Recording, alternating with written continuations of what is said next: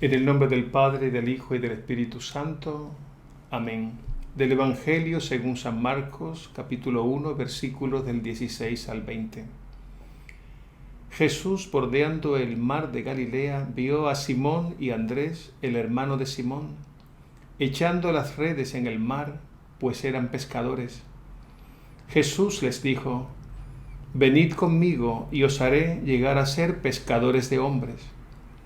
Al instante dejaron las redes y le siguieron. Caminando un poco más adelante, vio a Santiago el de Zebedeo y a su hermano Juan, que estaban también en la barca arreglando las redes, y al instante los llamó. Y ellos, dejando a su padre Zebedeo en la barca con los jornaleros, se fueron tras él. Palabra del Señor. Gloria a ti, Señor Jesús. Comenzamos esta tanda de ejercicios espirituales y les invito a disponer el corazón para sacar el máximo provecho a este tiempo, que es un tiempo de gracia, es un regalo de Dios para nosotros mismos. El tema de los ejercicios espirituales, como ya saben, es el seguimiento de Jesús, porque Jesús es la norma suprema de nuestra vida cristiana.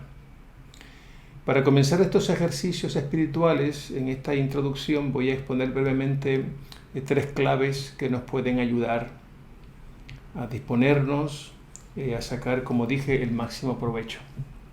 Las 3 claves las podemos ver en base a 3 palabras. Una primera palabra es la palabra fiat, el hágase. Una segunda palabra es la palabra dificultad, ser consciente de las dificultades, es muy importante. Y la tercera palabra clave es la palabra humildad, que podría también traducirse como pobreza, el reconocimiento de nuestra fragilidad, de nuestra pobreza, de nuestra incapacidad de autorredimirnos, de autosantificarnos. Pues vamos a tomar esas 3 claves para asimilarlas y que ellas nos ayuden a entrar en estos ejercicios espirituales. En primer lugar, la palabra fiat, la palabra hágase. En la Biblia la podemos encontrar 4 veces, básicamente. La primera vez que aparece la palabra fiat o hágase en la creación.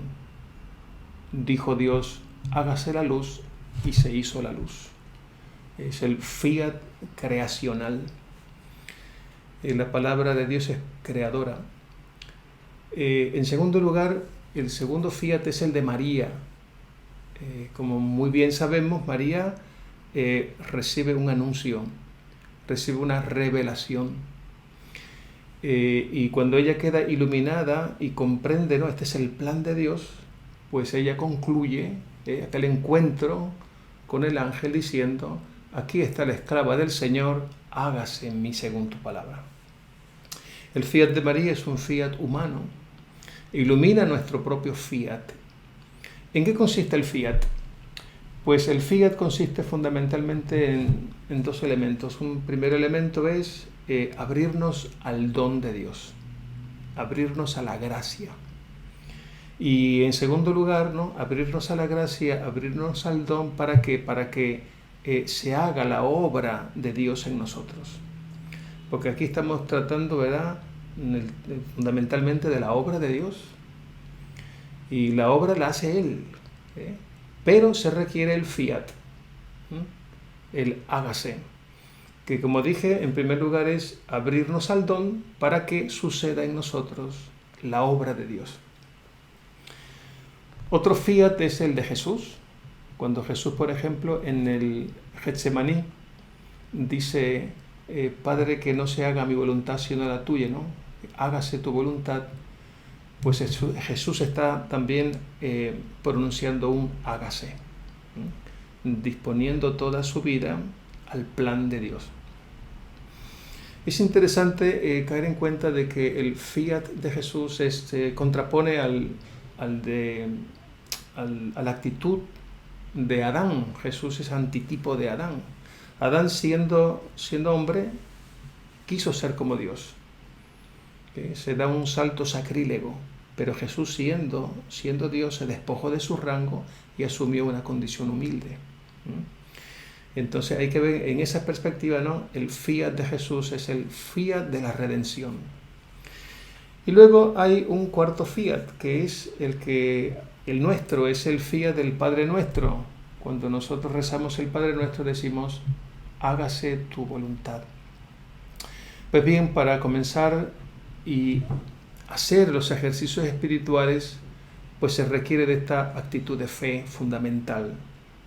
Abrirnos, el fiat es abrirnos al don de Dios, abrirnos a su gracia. ¿Para qué? Pues para que Él haga su obra en nosotros, para que suceda en nosotros lo que Dios quiera. Esa es la primera palabra clave. La segunda palabra clave que vamos a tener en cuenta en estos ejercicios espirituales es la toma de conciencia de nuestra propia debilidad, la dificultad, como decía al comienzo. ¿Y cuál es la dificultad? Pues la dificultad fundamental radica en que nuestra carne es atea. Lo he oído de alguien, de algún teólogo. Nuestra naturaleza es frágil. A nuestra naturaleza no le gustan las cosas de Dios. ¿Y qué es lo que sucede?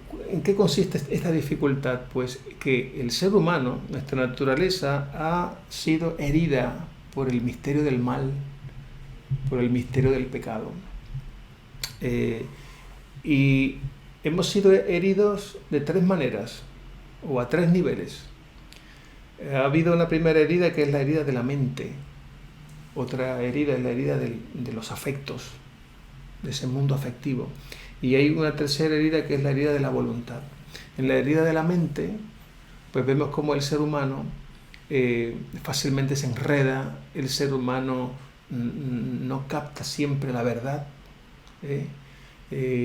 A veces en la mente hay pensamientos contradictorios. Y eso es una dificultad. Por eso en los ejercicios espirituales es un encuentro con Jesús, que es la luz. El que me sigue no camina en tinieblas. Para que se vaya produciendo en nosotros esa transformación de la mente de la que habla San Pablo en el capítulo 12 de la carta a los romanos, cuando San Pablo dice, entreguen su cuerpo como hostia viva, santa, agradable a Dios. Ese es nuestro sacrificio espiritual. Y no nos dejemos llevar por la corriente del mundo en que vivimos, sino transformémonos mediante la renovación de la mente, para discernir cuál es la voluntad de Dios, lo que le agrada, lo perfecto. De modo que hay un trabajo para la mente, hay una tarea evangelizadora para nuestra mente, porque hay una herida y la finalidad de esto sería llegar a tener, como diría San Pablo también, tener la mente de Jesús. Tener la mente de Jesús. Hemos escuchado en ocasiones esos versos del Antiguo Testamento: mis pensamientos no son sus pensamientos, mis caminos no son sus caminos. Pues hay una seria dificultad en cuanto que muchas veces pues tenemos nuestras propias ideas, las ideas del mundo, falsos criterios, pensamientos contradictorios, puntos de vista erráticos, contradictorios. Pues esa es una dificultad con la que nos encontramos en el caminar de la fe, y particularmente cuando entramos en los ejercicios espirituales. Luego está la herida del afecto. Sabemos muy bien cómo a veces el corazón, mayor o en menor grado, está herido por situaciones en la infancia, en la adolescencia, problemas de autoestima, problemas en cuanto a lo que son las motivaciones. Ese mundo afectivo a veces herido, a veces mendigamos amores, no nos aceptamos a nosotros mismos, y por tanto aquí hay una tarea también en el mundo afectivo. Hay una herida en el afecto. Y la idea sería entonces, el caminar en la fe sería el que nuestro corazón, el Señor lo vaya ordenando no solamente la mente, sino también los afectos, vaya pacificando ese mundo afectivo. Y en tercer lugar está pues la herida de la voluntad. como bien sabemos, ¿no? Cuando San Pablo decía aquello de que hago el mal que no quiero y el bien que quiero no hago, pues se refería, ¿verdad?, como el pecado ha herido la voluntad y el ser humano no tiene la fuerza de voluntad suficiente. Está fracturada la voluntad, frágil la voluntad. Esas son dificultades con las que nos encontramos fácilmente, ¿no? Cuando comenzamos unos ejercicios espirituales y tenemos que contar con ello. Es importante, ¿no?, tomar conciencia de ello. Si nuestra temática, nuestro proceso en los ejercicios espirituales y en toda nuestra vida es seguir a Jesús, pues podemos caer aquí en la contraposición, que sería el seguir nuestras propias tendencias, nuestras inclinaciones, nuestras apetencias, nuestros instintos. Los instintos, como diría San Pablo, de la carne. Entonces ahí hay una dificultad seria, ¿no? Y luego, por otra parte, esta naturaleza nuestra humana, así herida en la mente, en el afecto, en la voluntad, pues al abrirse a la acción divina, pues necesita tiempo. Nuestra humanidad necesita tiempo para que el espíritu vaya estigmatizando nuestra carne, nuestra humanidad. El espíritu vaya imprimiendo, ¿no?, la imagen del hombre nuevo. Vaya la experiencia de la fe, el don de Dios se vaya somatizando. Eso requiere tiempo.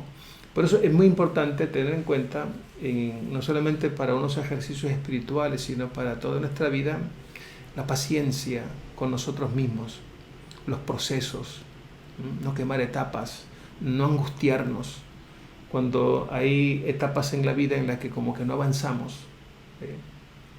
Lo importante es estar bien enfocados. Pues bien, dicha la primera, ¿no?, clave, que como dije, el fiat, hágase, abrirnos al don de Dios para que suceda en nosotros la obra de Dios. Y en segundo lugar, tener en cuenta las dificultades de la carne, ¿no?, de nuestra naturaleza herida por el pecado. Una tercera clave sería esta palabra tan importante, ¿no?, esta clave de la humildad, que también se puede traducir como la pobreza evangélica o la pobreza de espíritu. ¿Qué quiero resaltar con esta actitud fundamental de la humildad? Pues el reconocimiento, tomar bien conciencia de aquellas palabras de Jesús cuando decía: sin mí nada pueden hacer. Es la absoluta necesidad de la gracia. Si el Señor no construye la casa, en vano se cansan los constructores. O aquella experiencia de los discípulos que estuvieron toda la noche bregando, esa incapacidad, esa impotencia, ¿no? El ser humano no puede autorredimirse, y eso hay que reconocerlo. Sin ti nada puedo. Hemos pasado la noche bregando y no hemos cogido nada, pero por tu palabra echaré las redes. De modo que es muy importante reconocer, ¿no?, la importancia de esa actitud humilde, esa actitud de ese reconocimiento sincero de que necesito absolutamente de Él y de su gracia, porque soy absolutamente pobre, absolutamente indigente y necesitado. Entonces lo que debemos ir haciendo es ir abriéndonos y no poniendo obstáculos y dejando que el Señor vaya haciendo su obra. Yo le voy a poner 3 ejemplos o 3 modelos de lo que es, y que todos conocemos, de lo que es la humildad o lo que es la pobreza de espíritu. Un primer modelo o ejemplo es la imagen del niño, ¿no? Aquello de tienen que volver a ser como niños en la infancia espiritual. ¿Qué diferencia hay entre un adulto y un niño en el plano espiritual? Pues que el niño tiene padre o tiene padres. El adulto es autosuficiente. Tiene criterio propio, como quien dice, ¿no? Piensa por sí mismo, ¿no? Los que seguimos a Jesús, lo seguimos a Él, sus criterios, sus pensamientos. Y por tanto se requiere volver a ser como niño, entrar en por la puerta estrecha. Ese modelo es bien importante tenerlo en cuenta, el de la infancia espiritual. Otro modelo que conocemos es aquel famoso, muy conocido, el de el barro en manos del alfarero. Dios nuestro Señor quiere hacer una obra artesanal y por tanto se requiere que el barro, que somos nosotros, no ponga resistencia, que el barro no hayan tropiezos, o sea, impedimentos. Hay que dejar a Dios ser Dios. Y entonces el Señor irá poco a poco moldeándonos, irá poco a poco, ¿no?, haciendo su obra, porque es la obra, esta es la obra de Dios, en la que evidentemente nosotros tenemos una participación porque estamos implicados. Y por tanto hemos de colaborar con su obra. Y otro modelo, otro ejemplo de humildad es la del enfermo que necesita un médico. Un enfermo, esta humanidad nuestra tiene una enfermedad crónica, una enfermedad degenerativa, que es el misterio del mal, el misterio del pecado. Y como dijimos, no nos podemos autorredimir. El ser humano no puede ser santo. Y por tanto necesita del médico y necesita de la medicina, necesita de Jesús, necesita de la gracia, necesita del Espíritu. Y por tanto, ¿qué debe hacer el enfermo? Ponerse en las manos del médico, seguir las instrucciones del médico. ¿Para qué? Para que se pueda hacer esta obra sanadora. Para ir poco a poco, porque me gusta insistir mucho en el poco a poco, porque nuestra naturaleza necesita tiempo, poco a poco, sin desanimarnos.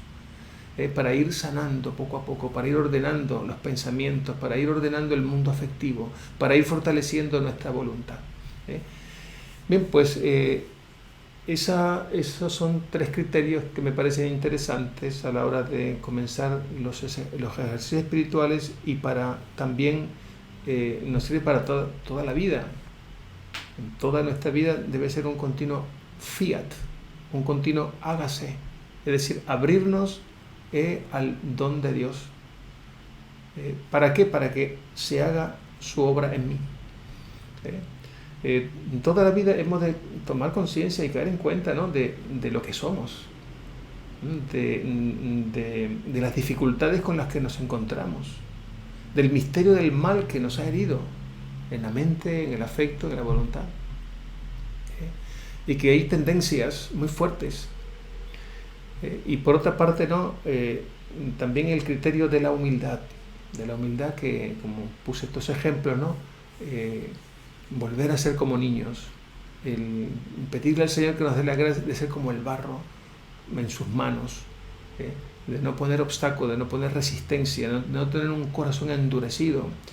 Y los ejercicios espirituales pueden ser y de hecho deben ser un tiempo extraordinario para nuestra propia conversión. Voy a finalizar esta primera meditación hablando un poco de la metodología o los medios y una propuesta que quiero hacerles para estos ejercicios espirituales. En primer lugar, los medios. Los medios no se pueden absolutizar. Los medios pueden ser muros y pueden ser puentes. Es decir, los medios pueden facilitar, un puente facilita, y los medios pueden dificultar, como un muro. Y entonces, pues la distribución del tiempo, qué tiempo voy a dedicar a la oración, si tengo la oportunidad de tener un rato de adoración al Santísimo, etc. Los medios no son fines, son esos medios, son cauce que nos permitan el encuentro con Jesús, porque esto es lo fundamental. La actitud es lo más importante en los ejercicios espirituales. Y hay que tener en cuenta, ¿no?, la diferencia entre lo que es la actitud y lo que es el sentimiento. El sentimiento es cómo me siento. Hay personas que pueden comenzar haciendo sus ejercicios espirituales sin motivaciones, traen un problema, están experimentando una crisis, y hay un mundo de sentimientos. Pero más allá de todos estos sentimientos, la actitud es algo que está mucho más arraigado dentro de nosotros. Y yo puedo llegar, qué sé yo, con una crisis, sin motivaciones a los ejercicios espirituales, y sin embargo me puedo presentar aquí y decir: yo me siento así, me siento mal, me siento, qué sé yo, desmotivado, pero aquí estoy, Señor, y quiero disponerme para que tú hagas en mí tu obra. Ya, eso es una actitud importante y fundamental, es la actitud realmente lo más importante para nuestros ejercicios espirituales. La propuesta que quiero presentarles para esta semana o este tiempo de gracia para estos ejercicios espirituales es algo bien sencillo. Como el tema es el seguimiento de Jesús, mi propuesta es que usted elija un evangelio. Me estoy refiriendo a la Biblia, porque la Biblia es fuente de revelación, la Biblia es palabra de Dios. Pero más específicamente los evangelios. Todo lo que es la cristología, todo lo que es la teología, tiene su base y su fundamento en los evangelios. No se puede construir una cristología, una comprensión sobre la figura de Jesús, si no tiene su base en los evangelios. Por eso decía San Jerónimo que desconocer las Escrituras es desconocer a Jesucristo. Pues todavía más los evangelios.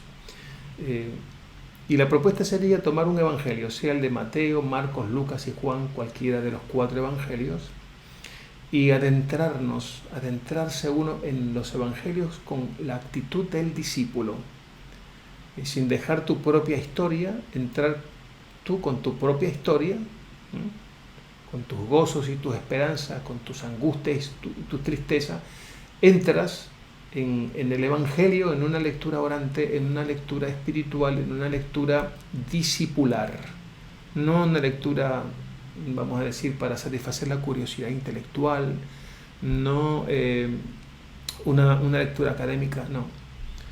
Una lectura en la que tú entras a escena y vas a seguir a Jesús paso a paso. Y todo lo que Jesús hace y dice lo vas a tomar en el plano personal. Te vas a abrir de manera personal, una lectura sosegada, tranquila, de la lectura de un evangelio. Quizá nunca en tu vida has leído un evangelio completo. Pues yo te recomiendo ese ejercicio. Sin entretenerte en demasiadas cosas o en otros textos, mi recomendación es la lectura seguida de un evangelio en el que tú entras con una actitud de discípulo, de un encuentro con Jesús, porque ahí vamos a ver a Jesús en vivo, hablándonos de manera personal. Mañana, Dios mediante, en nuestra segunda charla, pues voy a hacer una presentación de la figura de Jesús en los 4 evangelios, que podría todavía ayudarles mejor para seleccionar el evangelio que ustedes quieran. No importa que sea Mateo, Marcos, Lucas. Lo importante es, como dije, la actitud. Si uno entra a los ejercicios espirituales con la actitud correcta, le va a sacar el máximo provecho. Gloria al Padre, y al Hijo, y al Espíritu Santo, como era en el principio, y ahora y siempre, por los siglos de los siglos. Amén.